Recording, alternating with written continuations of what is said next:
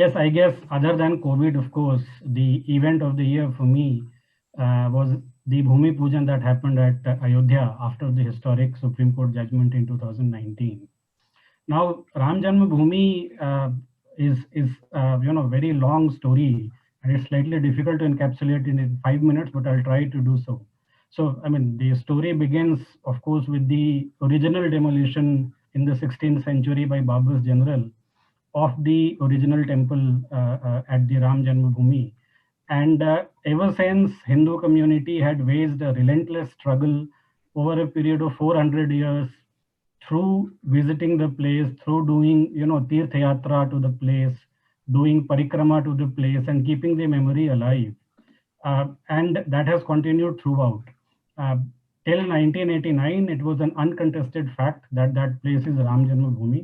It's only in the 1980s when politics heated up that it became a controversial issue.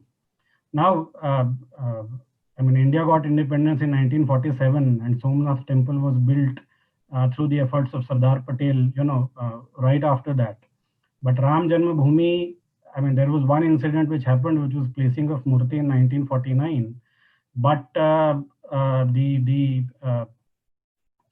there's hardly anything which moved essentially. I mean, the politics became very secular and socialist in the era after that, and it was only in the 1980s that we see that a churn happens in the Indian society.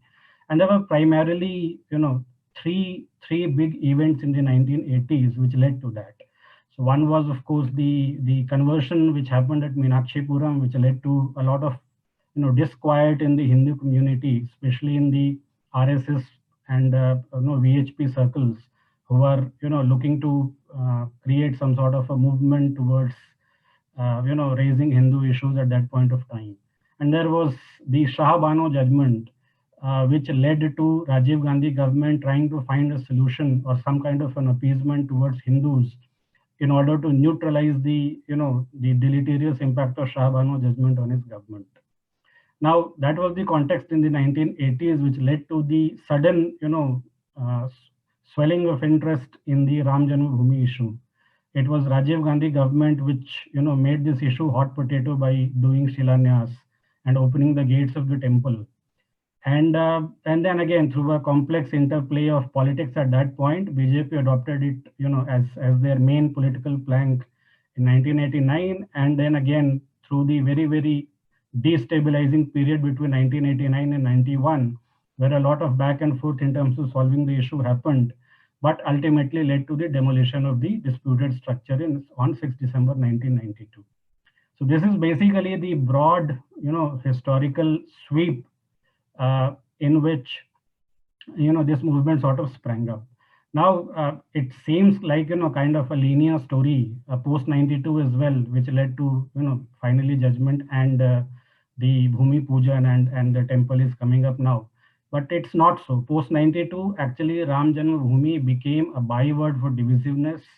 The main political party BJP, which took this as their main political plank, actually paid a heavy price politically.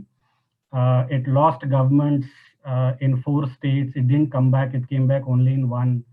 And around 95, you see that Indian politics entered, a kind of a coalition era. It became very fragmented polity. And Ram Janmabhoomi was kept on the back burner. Even through the Vajpayee government period, I mean, you see there is, an Atal Advani combined inside the government, and there is a Sudarshan, RSS Sarasang Chalak K. Sudarshan, and VHP's Ashok Singhal combined, who wanted to sort of ignite the passion around Ram Janmabhoomi, but they somehow failed to do that. I mean, issues of governance became the primary, plank for BJP in that period. And then, of course, you have Sonia era, which actually led to the kind of revulsion that we saw around 2012-13, and the coming of Modi. Now, in many ways, coming of Modi is a black swan event, in Indian polity. I mean, look, in hindsight, it looks very, very, kind of obvious, but it was not so obvious, let's say around 2010-11 period, that someone like Modi will actually, become Prime Minister of India with a thumping majority. And I mean, history, takes longer sweeps, longer arcs.